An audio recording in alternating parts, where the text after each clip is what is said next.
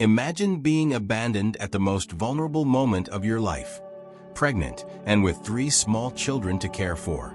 This is the story of Emily, a woman who, despite all her suffering, never gave up. When her partner left her without any explanation, Emily faced the challenge of rebuilding her life, raising her daughters alone, and achieving everything on her own. But years later, that man returned, not to ask for forgiveness, but to try and take away everything she had worked so hard to build. You won't believe the twist in this story of betrayal, resilience, and justice.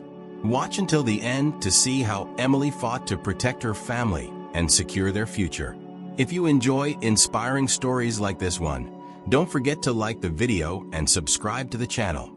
That way you won't miss the next ones. The sun was beginning to set behind the trees in the garden of the small house where Emily Johnson lived with her 3 daughters. The golden light reflected off the windows of the living room, creating a warm and peaceful atmosphere. Emily was in the kitchen, her hand resting gently on her visibly pregnant belly. The soft aroma of vegetable soup filled the air, while her daughters, Katie, 6 years old, Lily, 4, and little Sophie, 2, played in the living room, their laughter and shouts filling the space with life. "Michael, dinner is almost ready. Can you call the girls?" Emily's voice was soft, but carried a hint of tension, as Michael had seemed distant, physically present but emotionally absent over the past few days. He was sitting on the couch, idly flipping through a magazine, his eyes avoiding Emily's. "I'll be there," he mumbled, without lifting his gaze from the page. His voice sounded cold, almost disinterested. Emily wiped her hands on her apron and approached him, noticing the discomfort in the air. "Is everything okay?" she asked cautiously, her voice filled with concern. She knew something wasn't right, but she couldn't imagine the gravity of the situation she was about to face.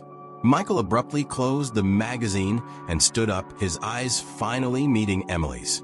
"We need to talk," he said, his voice carrying a seriousness that made Emily's heart race. A chill ran down her spine, and the warmth of the kitchen suddenly felt oppressive. "What's going on, Michael?" He ran a hand through his hair, a nervous gesture Emily recognized. I can't do this anymore. I need to leave." Emily's world stopped for a moment. The sound of her daughter's laughter seemed distant, as if coming from another world. "Leave? What do you mean?" Her voice came out in a whisper, and she felt her heart pounding in her chest.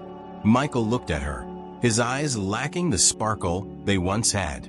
"I don't want this life anymore. I met someone. She makes me feel alive again. I can't stay here." The weight of his words sank into Emily like a stone dropped into deep water. "You're leaving us? Now? With the girls?" "I'm pregnant, Michael." Her voice rose with desperation, the disbelief evident with each word. "I'm sorry, Emily." He lowered his head, avoiding the emotional chaos his words had created. "I can't live this lie anymore." Emily stepped back, feeling her legs weaken. The smell of the soup, once comforting, now made her nauseous.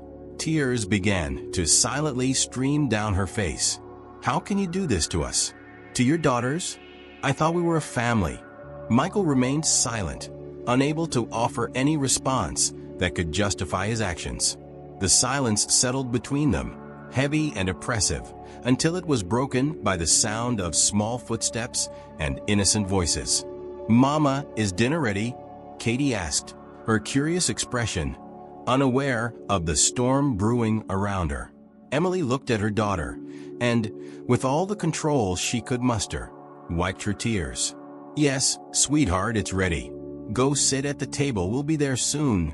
As the girls ran to the kitchen, Emily turned to Michael one last time. "Please don't do this. Not now. The girls need you." I need you." Michael shook his head, taking a step back. "It's too late, Emily. I'm sorry."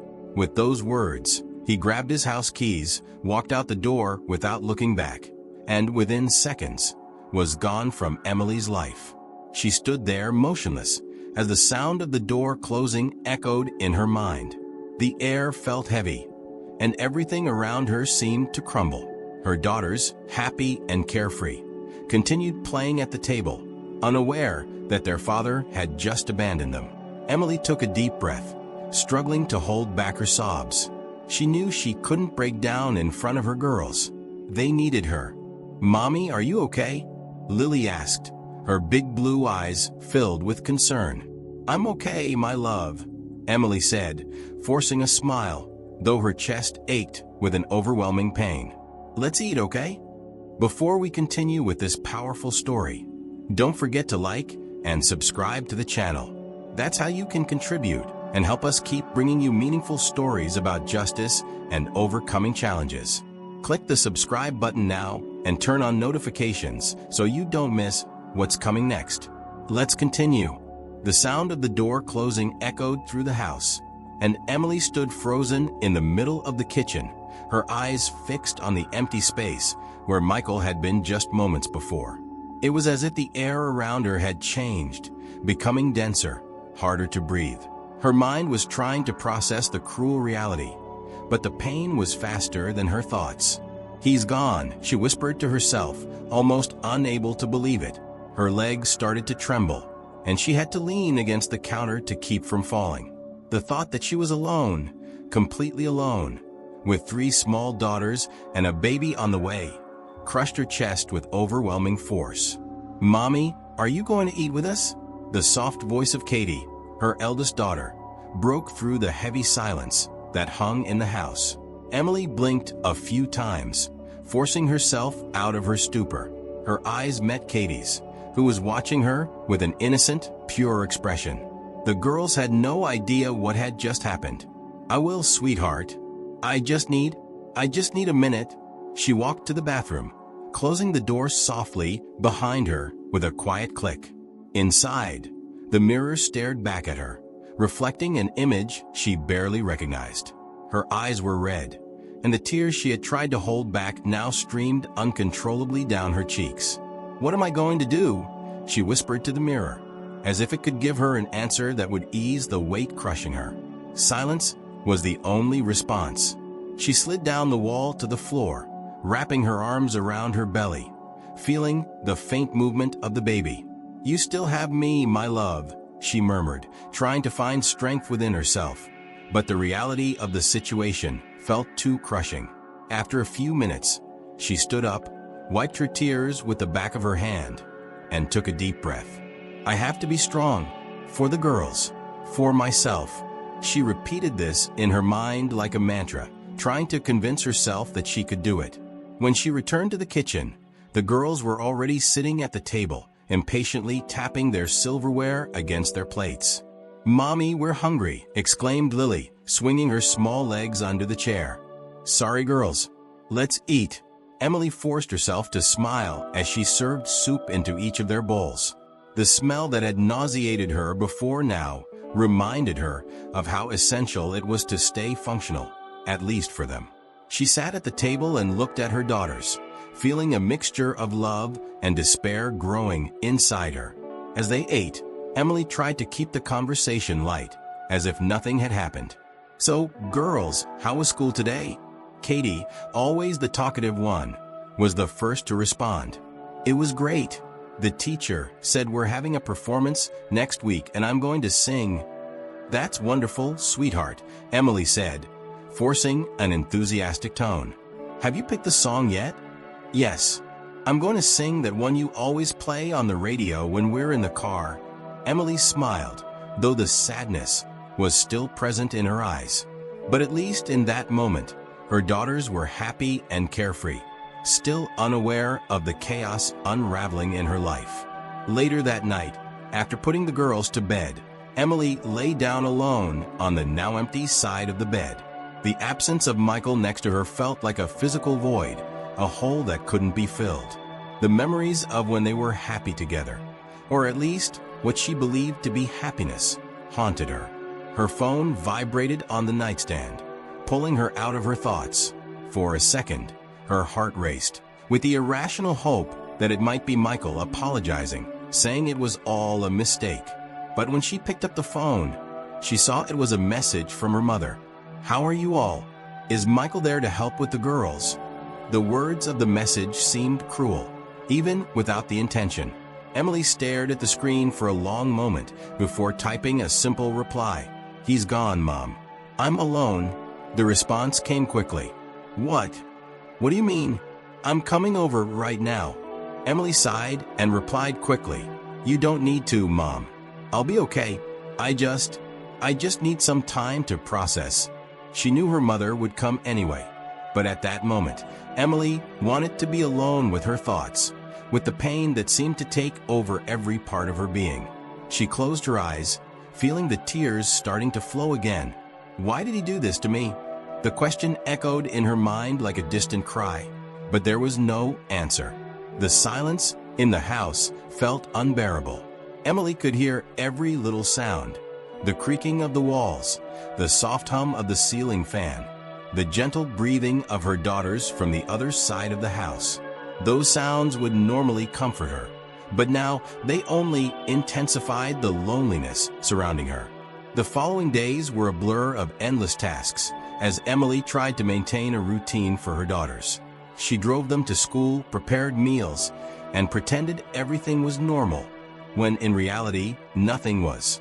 One day, while folding freshly washed clothes, she heard a small voice beside her. "Mommy, where did Daddy go?" It was Katie, with her big brown eyes full of curiosity and worry. Emily's heart clenched in her chest. She knew this moment would come, but she wasn't ready. He had to go away, sweetheart." The words came out with difficulty. "But we're going to be okay, I promise."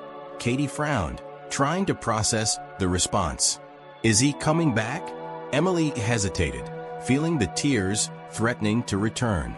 I don't know, my love, but I'm here. I'll always be here." Katie slowly nodded, hugging her mother tightly. "I love you, Mommy.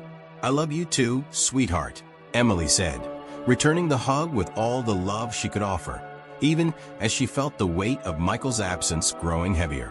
The months following Michael's departure were a test of endurance for Emily.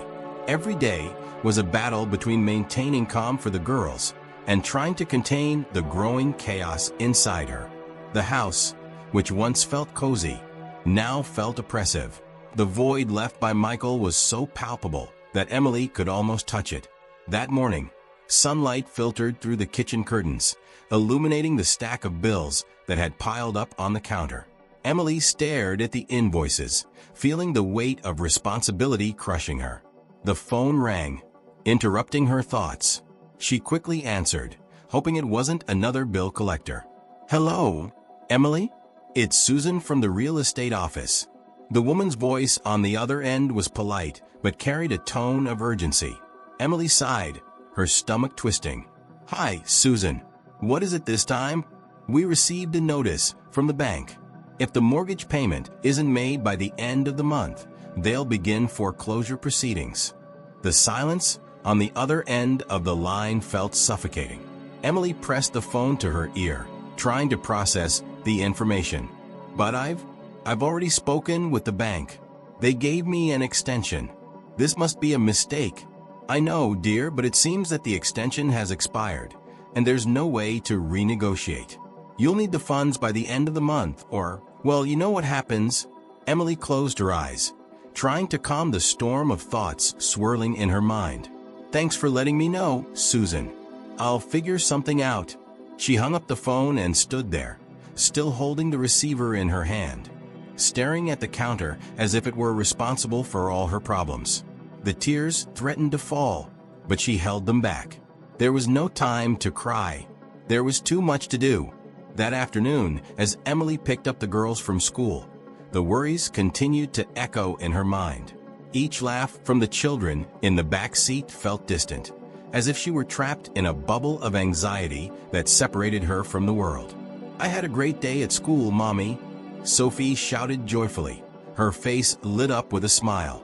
"That's wonderful, sweetheart," Emily replied, forcing a smile that didn't reach her eyes.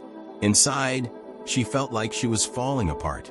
She didn't know how she would tell the girls that they might lose their home soon. When they arrived home, Emily went straight to her bedroom, locking the door behind her. She needed a moment to breathe, away from the curious eyes of her daughters. She sat on the bed and picked up the phone, quickly dialing the number she already knew by heart. "Hello, Mom." Her voice was trembling. "Emily, honey, what's wrong?" Her mother's voice was comforting, but there wasn't much she could do from afar. I don't know what to do anymore. The bills are piling up, and now the bank wants to take the house. I can't see a way out." The words came out in broken fragments, as Emily fought to keep control of her emotions. "You'll figure it out, honey. You always do. Look at everything you've done for those girls. You're stronger than you think." Emily shook her head, even though her mother couldn't see her. "I feel like I'm failing them. Michael left us, and now I can't even guarantee them a roof over their heads." "He's the one who failed, not you," Emily's mother responded firmly. "And if the worst happens, you and the girls always have a place here with us. You'll always have a home here." The idea of moving back in with her parents felt like defeat, but Emily knew her mother was only trying to help her see a way out. "Thanks, Mom. I'll try to figure this out," Emily said before hanging up. But even with her mother's encouraging words, the despair continued to grow inside her. Later that same day, Emily went to the bank, hoping to find a solution. She walked into the cold, impersonal building, where the air conditioning was too strong, and the smell of paper and stale coffee dominated the atmosphere. "Excuse me, I'm here to talk about my mortgage," Emily said to the receptionist, trying to keep her voice steady. The woman behind the counter looked at her with a bored expression. "Do you have an appointment?" "No, but it's an emergency." The receptionist sighed and looked at her computer screen. "Take a seat, please. Someone will be with you shortly." Emily sat in the uncomfortable chairs in the lobby, feeling her physical discomfort mirror her emotional state.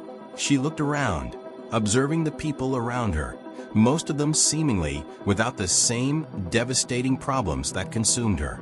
Time seemed to drag, each second increasing her sense of suffocation. Finally, a door opened, and a man in a suit stepped out. "Mrs. Johnson?" Emily quickly stood up, following the man into a small room, where he sat behind a desk with meticulously organized piles of papers. "I'm the manager handling your account," he said without ceremony. "I understand you're having difficulty with your mortgage payments." Emily nodded, feeling her throat tighten. "Yes, I just need more time. My husband left us, and now I'm alone with 3 daughters and another on the way.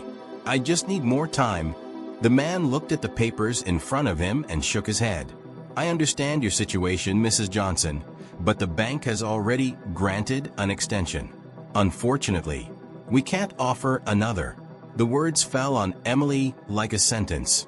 "So what am I supposed to do? Am I going to lose my house? If the payment isn't made by the due date, foreclosure will be inevitable." Emily felt the ground open beneath her. Her mind raced in 1,000 directions, trying to find a way out. "But I can't lose the house. My daughters. We have nowhere else to go." The manager looked at her for a moment before sighing. "You might want to consider selling the house before the bank takes possession. That way, at least, you could recover some of the value." Emily didn't know whether to laugh or cry at the suggestion. Sell the house? The only thing that still provided some stability for her daughters? I need to think about it," she said, her voice wavering. She left the bank with an even heavier burden on her shoulders. The cold air outside hit her, but it wasn't enough to alleviate the suffocating feeling in her chest. Her mind spun, but all the answers seemed to lead to the same place: despair. Days turned into weeks, and weeks into months, but the feeling of abandonment and betrayal still consumed Emily. She had begun to accept that Michael wasn't coming back, but the weight of his absence and the constant struggle to keep the girls safe and happy was exhausting her. Still, she had no choice. She had to keep moving forward, even when it felt impossible. That late afternoon, as she was putting the girls to bed, Emily heard her cell phone vibrate on the nightstand. She glanced at the screen, surprised to see Michael's name appear. Her heart skipped a beat, He was the last person she expected to hear from. "Hello," she answered, her voice filled with caution and exhaustion. "Emily, we need to talk," Michael said, his voice surprisingly cold and distant. It was the same tone he'd used the day he left, as if all the time they'd spent together had been erased from his memory. Emily took a deep breath, trying to remain calm. "About what, Michael?" "About the girls. And about our house," he replied with a calculated tone. Emily felt a knot form in her stomach.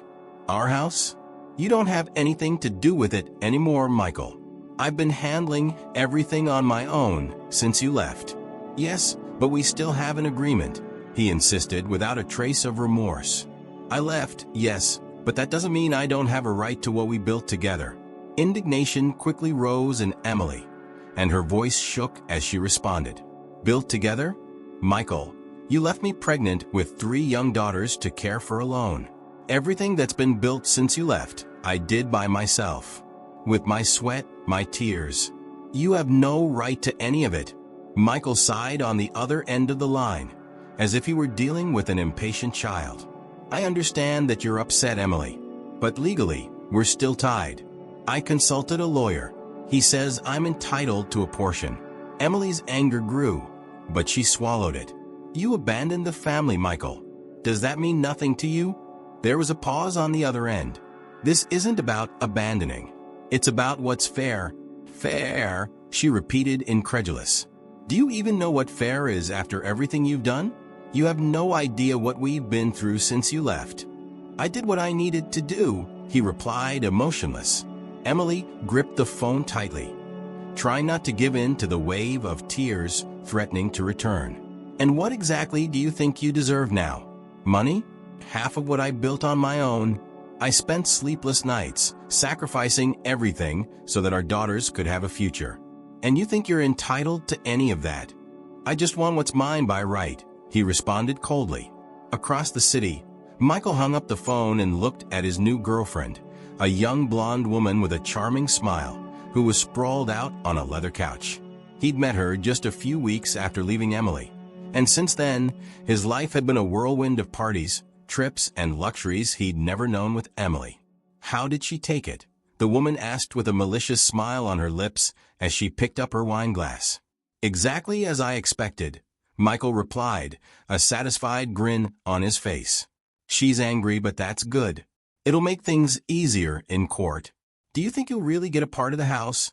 the girlfriend asked, raising an eyebrow curiously. Michael shrugged. "The lawyers say I should. I was with her for years. That's gotta count for something, right?" The woman laughed softly. "Well, if that means we can move into a better place, I'm rooting for you." Michael looked out the window of the luxury penthouse where he was staying, thinking about how drastically his life had changed. He felt no remorse for Emily. To him, the past was just that, the past. Now he was focused on his new life, and if he could take something from the old one, why not? Meanwhile, Emily felt the weight of that conversation, as if it were a fresh wound. Sitting on the living room couch, the house was dark, and the only sound was the ticking of the clock on the wall. Her thoughts raced, and she couldn't believe Michael's coldness. Did he really think he could just come back and take what she had fought so hard to build? She looked around the house, taking in every detail. The girls' drawings hanging on the fridge, the toys scattered across the floor, the worn-out couch from so many nights she'd fallen asleep exhausted. All of it was a product of her hard work, and now Michael wanted a part of it. Emily felt her anger rising, replacing the sadness. It wasn't fair. She wasn't going to let him take from them what she had struggled to build. She grabbed her phone and dialed the number of her closest friend, Sarah, who had always supported her through difficult times. "Hey, is everything okay?" Sarah asked, her voice soft and warm. "No, Sarah," Emily replied, her voice trembling. "Michael, he wants to take half of the house. He consulted a lawyer and thinks he's entitled to it." There was a silence on the other end of the line before Sarah responded with indignation. "What? He's lost his mind? After everything you've been through? That can't be right." "I know," Emily said, feeling the tears return. "But he's determined. And I don't know what to do. You're going to fight, Emily, Sarah said firmly. You're not alone in this. We'll find a good lawyer and make sure he doesn't take anything from you. That house is yours. You worked hard for it. Sarah's words gave Emily a small glimmer of hope. Thank you, Sarah. I really need all the support I can get right now. I'm here always, Sarah said. We'll get through this together. Emily hung up the phone and felt a slight sense of relief knowing she wasn't alone. But she knew the road ahead would be difficult. She couldn't let Michael get away with everything he had done. She would fight for herself and for her daughters. The sound of rain hitting the windows of Emily's small house provided a melancholic backdrop to the storm of emotions she was facing. The living room was bathed in soft, dim light as she sat in front of the pile of documents, breathing deeply. Sarah's voice echoed in her head. You're going to fight, Emily? At that moment, something inside Emily ignited. She knew she couldn't let Michael take everything she had fought for, but at the same time, uncertainty consumed her. Would it be enough? She was already emotionally exhausted, but she knew the legal battle was just beginning. The next morning, Emily went to the law office that Sarah had recommended. As she entered the imposing building with its marble walls and minimalist furniture, she felt small, like she was being crushed by the weight of the environment. The sound of polished shoes echoed through the hallways, and the smell of freshly brewed coffee lingered in the air.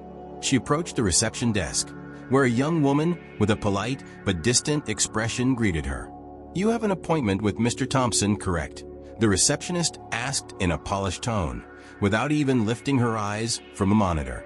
Yes, Emily replied, her voice slightly trembling. She didn't know what to expect. Nervousness and anxiety grew as she waited to be called. Mrs. Johnson? A deep, professional voice called from inside the office.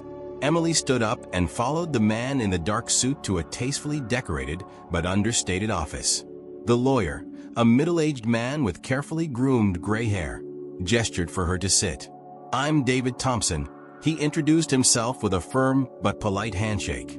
I'm aware of your situation, and I must say, while it's complex, it's not impossible to win.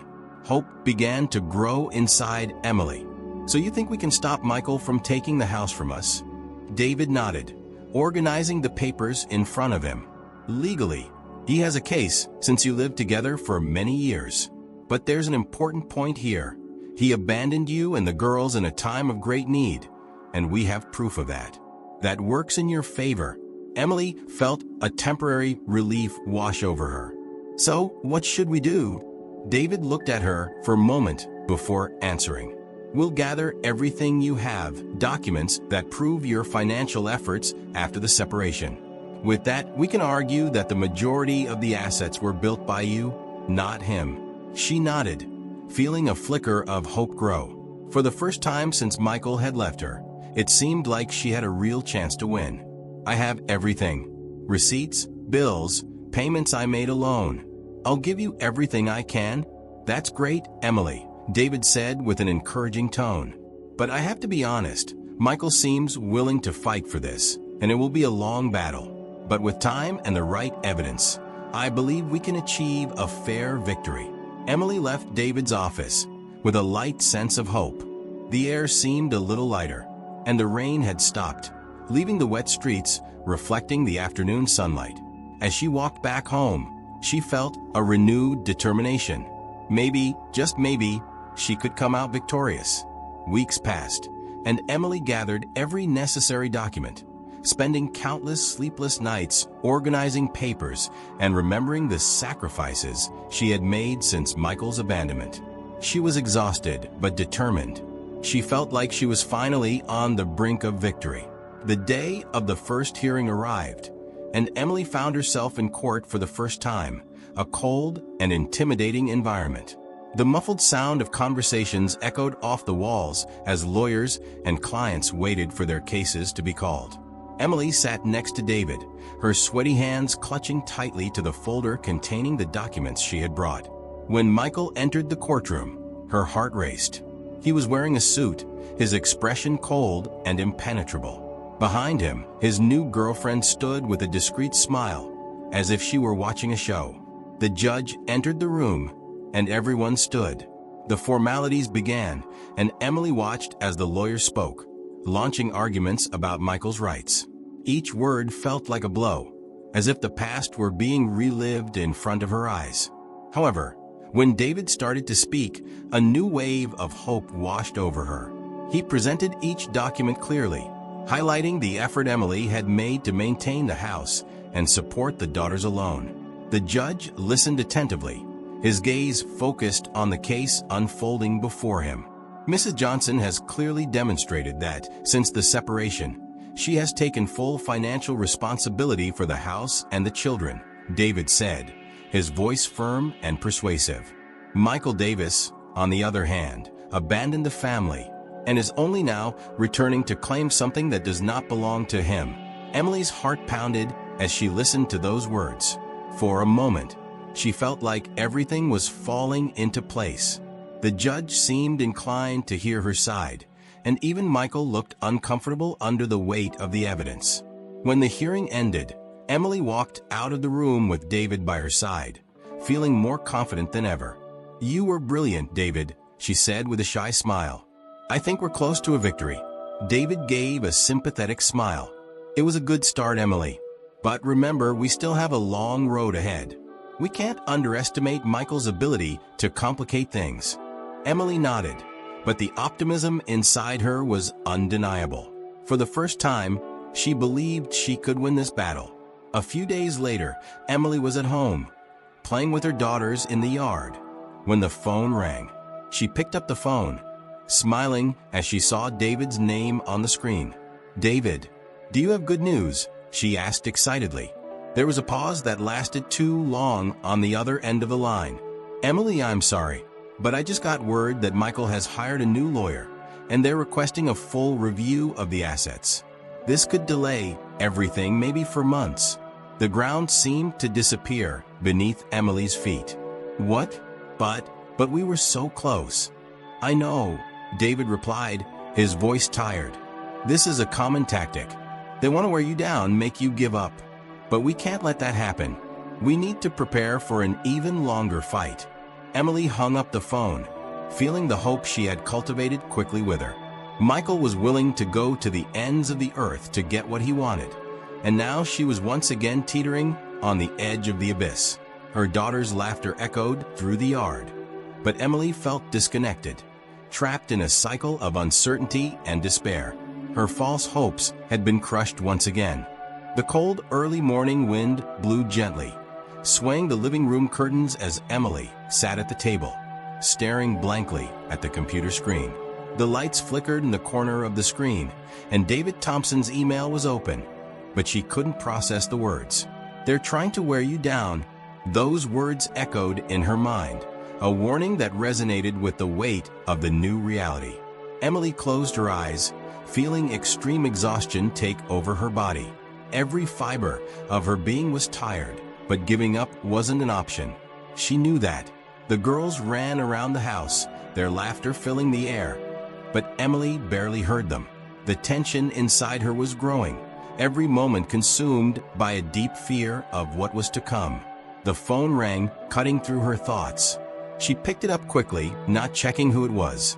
"Hello, Emily, it's David," said the lawyer in a tired tone. "We need to talk about the next step. Michael has filed a motion to freeze your assets until the division of property is decided." Emily's blood ran cold. "Freeze my assets? Does that mean I won't be able to use anything?" "No money." "Exactly," David replied with a heavy sigh. "If he gets this, you won't be able to access any of your bank accounts in your name. He's trying to complicate everything as much as possible." Emily's head began to spin. "But how am I going to take care of the girls? How will I pay the bills?" "We'll fight it," David said firmly, but there was a noticeable tension in his voice. "But you need to be prepared for the fact that this could take time. Until the court decides on this matter, everything could be on hold." Emily felt the weight of the world fall on her shoulders. "This can't be happening, not after everything." David paused before continuing. "I know this seems impossible, Emily, but you've already overcome so much. I'm with you on this. She gripped the phone tightly, trying not to let herself break down. "Thank you, David. Just keep me informed." Hanging up the phone, she sat in silence, watching the girls play in the yard through the window. Seeing them running and laughing should have warmed her heart, but all she felt was the growing void of fear. Michael wasn't just trying to take her house. He wanted to destabilize everything she had built, destroying her life from the inside out. Later that night, after putting her daughters to bed, Emily sat in the living room with Sarah, who had come over to offer support. Sarah leaned forward, her face full of concern as she held a cup of hot tea in her hands. "Emily, what are you going to do if they freeze your accounts? This is so unfair. How can he do something like this?" Emily shook her head, unable to hide the tears welling up in her eyes. "I don't know, Sarah. I really don't know. I thought I was starting to see a light at the end of the tunnel, but now it feels like I'm back to square one." Sarah set her cup aside and grabbed Emily's hand tightly. "You can't let him destroy you, Emily. You're strong. Look at everything you've been through, everything you've done for the girls. He can't take that from you."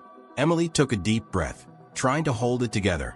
"I know I need to be strong, but there are times when I wonder how much longer I can keep going like this. It feels like every time I take a step forward, Michael pushes me 2 steps back." Sarah looked her in the eyes, unwavering. "Then we'll push back, Emily. He can have all the money and power he wants, but you have something far more important. You have the girls. You have everything worth fighting for." Sarah's words struck deep within Emily.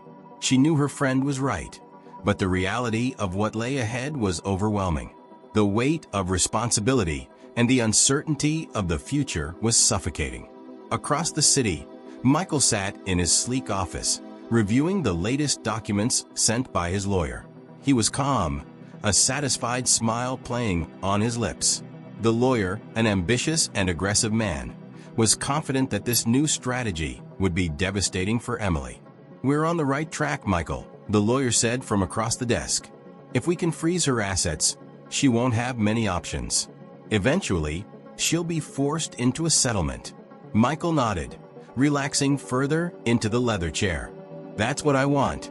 She needs to understand that she can't just keep everything. I'm entitled to a share and I'll do whatever it takes to get it." The lawyer chuckled softly. "She may try to resist, but the odds are in our favor." Michael raised a glass of whiskey and toasted the air. "Here's to the coming months.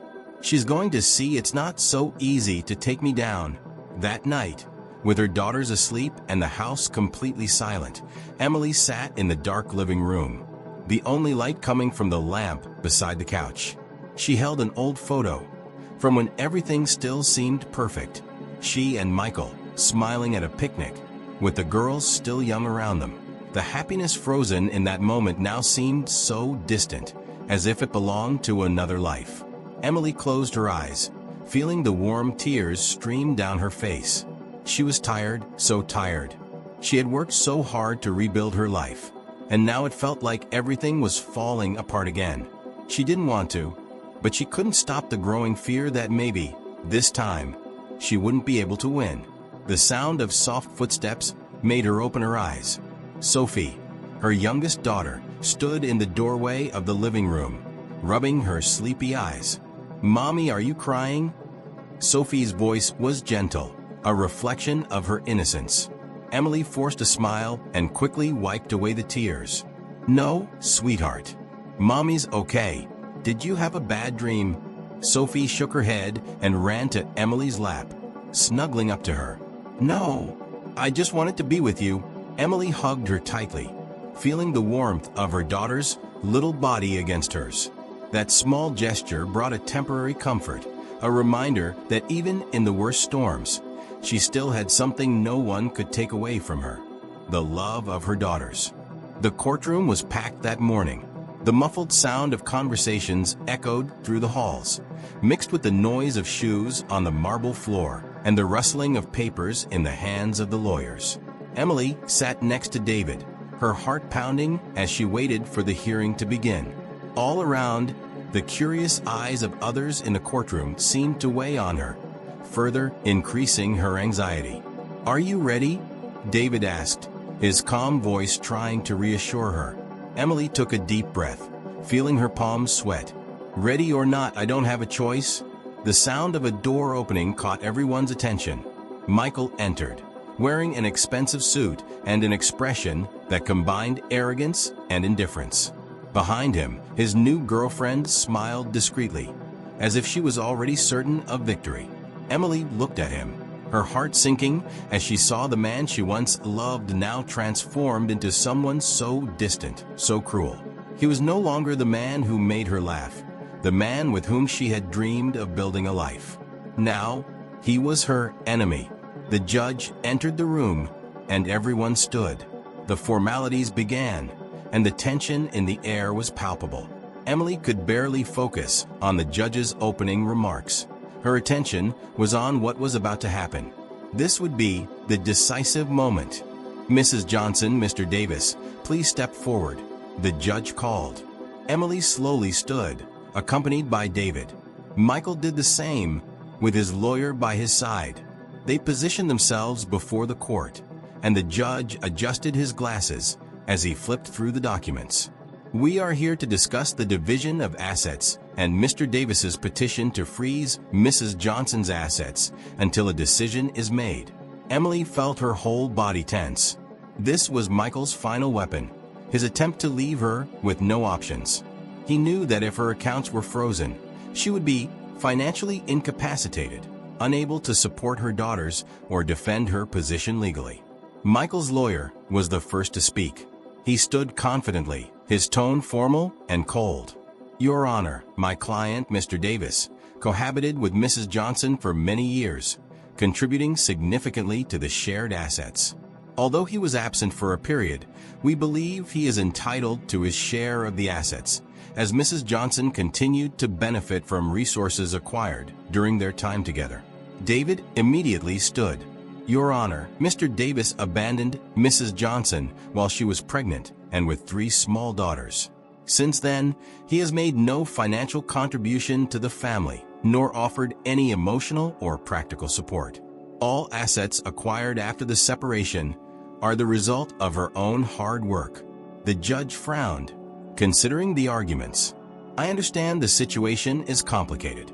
However, is there evidence that Mr. Davis has a claim to the assets acquired during their cohabitation? Michael's lawyer quickly responded, Yes, Your Honor. Financial records show that Mr. Davis contributed significantly to the purchase of the home and other assets before his departure. Emily clenched her fists.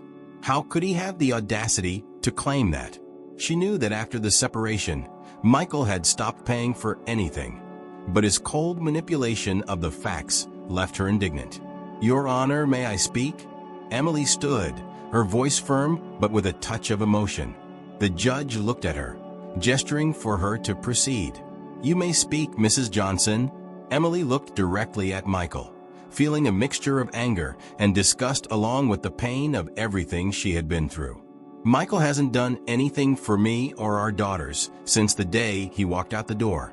Everything I've accomplished was by myself. I worked day and night to keep a roof over our heads, to give the girls a decent life. He abandoned us at the most vulnerable moment of my life, and now he wants to benefit from everything I built on my own. Michael avoided her gaze, unwilling to meet her eyes, but she didn't stop. I'm not here asking for charity. I'm here asking for justice. He abandoned us, and now he thinks he can just show up and take what's not his? That's not right, Your Honor. The silence in the room was almost suffocating. All eyes were on Emily, who was trying to hold back the tears threatening to fall.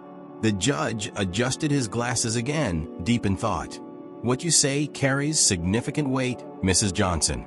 However, we must evaluate what is legally fair in this case. I need to review the documents before making a decision on the freezing of assets. The tension in the room eased slightly, but the anxiety still hung in the air. Emily returned to her seat, her heart pounding in her chest. It was so close, yet everything still felt like it hung by a thread. As the hearing ended, Michael approached her for the first time in weeks. Do you really think you're going to get out of this unscathed, Emily? This isn't over. I'll fight to the end. Emily looked at him, feeling the coldness in his voice. But this time she wasn't intimidated. I won't give up, Michael.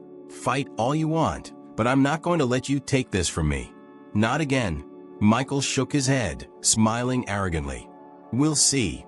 Later, at home, Emily tried to relax, but the weight of the hearing was still heavy on her shoulders. Sarah came over, as usual, bringing coffee and a dose of moral support. So, how did it go? Sarah asked, sitting beside her on the couch. Emily sighed, running her hands over her face. It was intense. Michael is more determined than ever. But I held my ground, Sarah. I'm not going to let him take me down. Sarah smiled, placing a hand on Emily's shoulder. You're doing the right thing, Emily. You're so much stronger than he is. He only has money and manipulation on his side.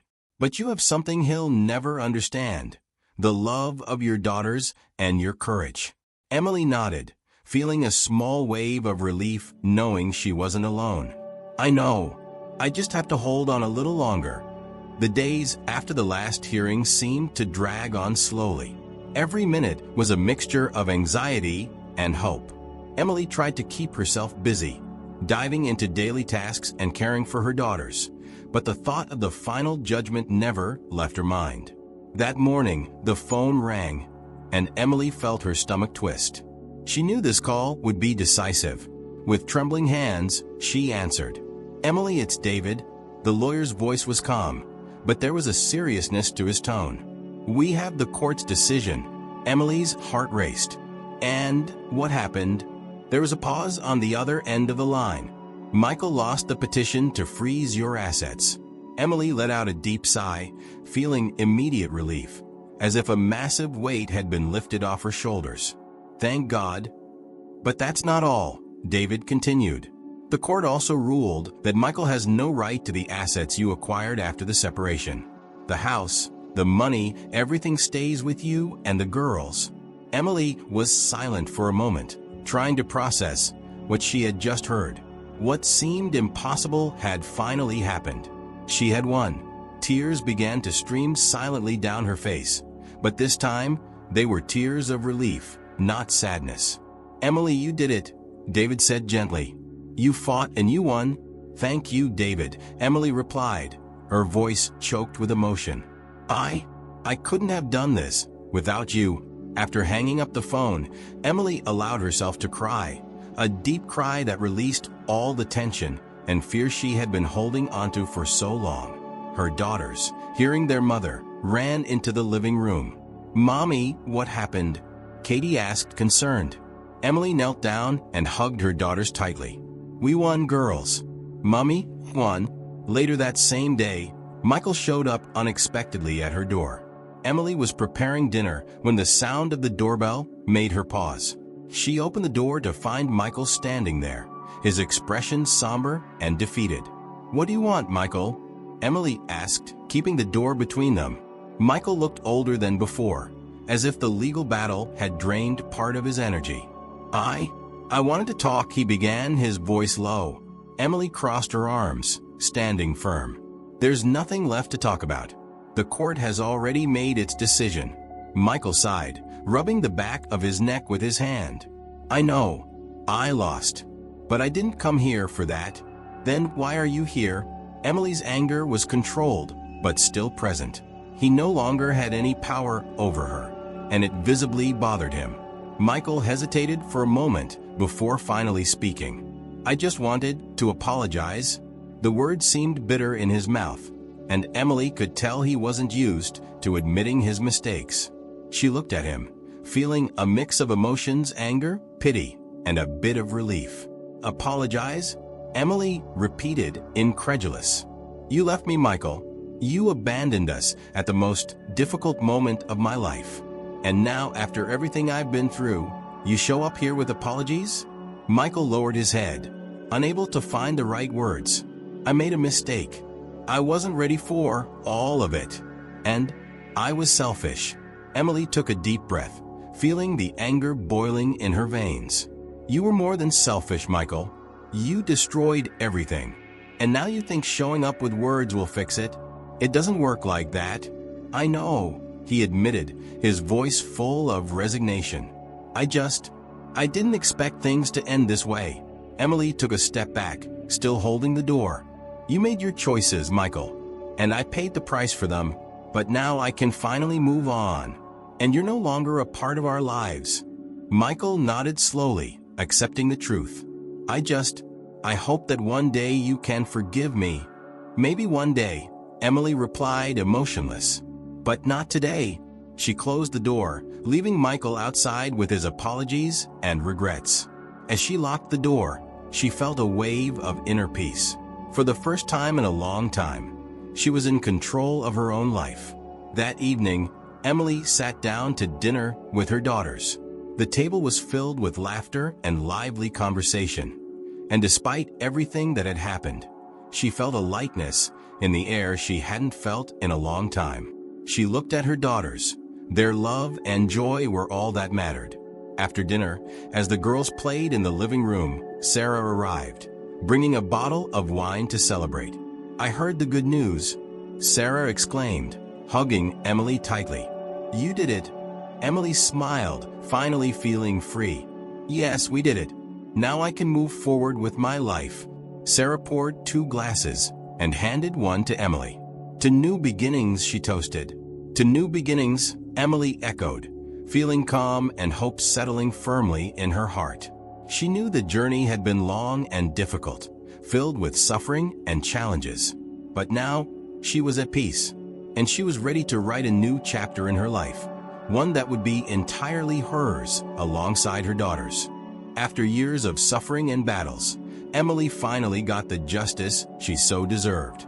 This story reminds us of the importance of never giving up, even when everything seems lost. Michael tried to take everything she had built, but in the end, it was the love of her daughters and her inner strength that gave Emily the power to win this battle. Life can surprise us in many ways, but it's in the hardest struggles that we discover who we truly are. Emily's journey was long and painful, but she never lost hope or the determination to fight for what was hers. And you, what would you do in such an unfair situation? Remember, never underestimate the power of a determined woman. If you were inspired by this story, don't forget to like the video, subscribe to the channel, and share your thoughts in the comments. Together, we can create a space for stories that make us reflect and grow.